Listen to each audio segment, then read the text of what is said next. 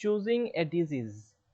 Pharma companies consider both economic factors and medical factors.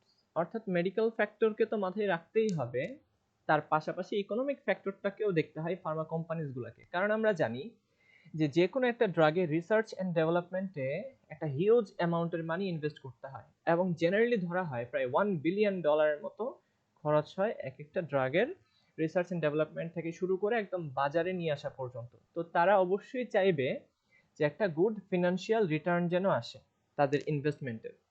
Research projects tend to focus on disease that are important in the developed world.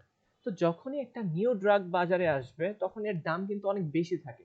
তো তারা অবশ্যই focus করবে এমন কোনো ডিজিজের উপর যেটা ডেভেলপড ওয়ার্ল্ডে বিস্তার লাভ করেছে, কারণ তারাই এই নতুন ড্রাগগুলোকে অ্যাফোর্ড করতে পারবে। A great deal of research is carried out on ailments such as migraine. এটা আমরা জানি, এটা আধুনিক সভ্যতার একটা সাইড ইফেক্টস বলা যেতে পারে। Then depression, ulcers, obesity, flu, cancer, cardiovascular diseases. এই ডিজিজগুলো কিন্তু মেইনলি ফার্স্ট ওয়ার্ল্ড বা ডেভেলপড ওয়ার্ল্ড কান্ট্রিজে হয়ে থাকে, এবং এটার কারণটা আমরা সকলে জানি।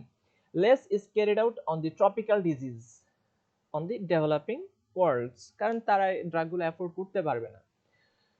Only when such disease start to make impact on the Western society do the pharmaceutical companies sit up and take notice, তখনই তারা শুধুমাত্র এটাকে নোটিস করবে। For example, there has been a noticeable increase in anti-malarial research as a result of the increase in tourism to more exotic countries and the spread of malaria into the southern states of the USA. যেমন দেখা যাচ্ছে ট্যুরিজমের জন্য exotic কান্ট্রিগুলোতে, specially Indonesia, তারপর আদার যে tropical কান্ট্রিগুলো রয়েছে, Thailand, ওই সমস্ত দেশে মশার উপদ্রবের জন্য ম্যালেরিয়ার প্রকোপ শুরু হয়ে গিয়েছে, এবং যেহেতু ওই সমস্ত দেশের মানুষজন এখানে ট্যুর দিচ্ছে, তো তাদের দেশেও এটা ছড়িয়ে পড়ছে। তখনই দেখা যাচ্ছে কি যে ফার্মা কোম্পানিগুলো তারা ইনভেস্ট শুরু করেছে এই ডিজিজের উপর।